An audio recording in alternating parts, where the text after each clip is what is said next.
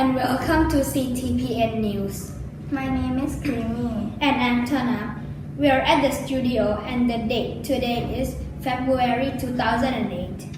For today's program, we are going to be talking about the enormous blizzard in Southern Asia in Afghanistan.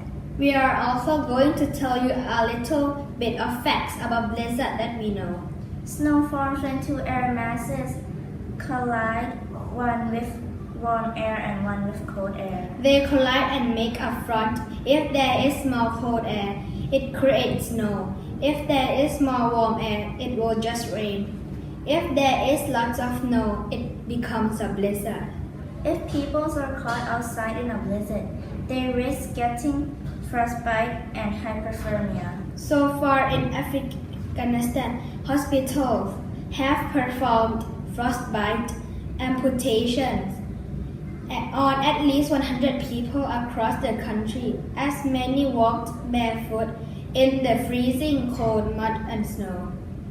The weather also claimed more than 100,000 sheep and goats, and nearly 315,000 cattle died. For more facts today, we are going to ask our blizzard expert in Afghanistan if he has anything to say about it. Thank you very much, Tonnam and Creamy. My name is Nobby and today we are at Afghanistan. As you could see today, there's snow everywhere and the weather here fell to minus 30 degrees Celsius and it's very freezing. Today we are going to be talking to a person who survived the blizzard. How did you feel after you survived the blizzard? I was so scared. It was terrible. I lost everything and I don't know what to do now. Have you ever been in a blizzard before? Well, this is my first time in a blizzard, but I am lucky because 925 people died.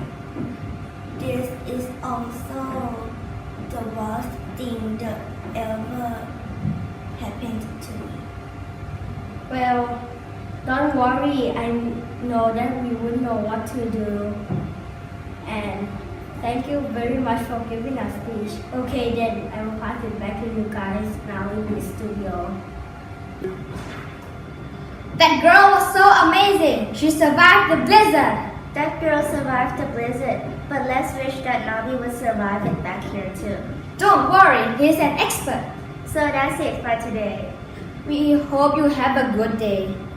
Thank you for listening. See you guys again soon. Thank you.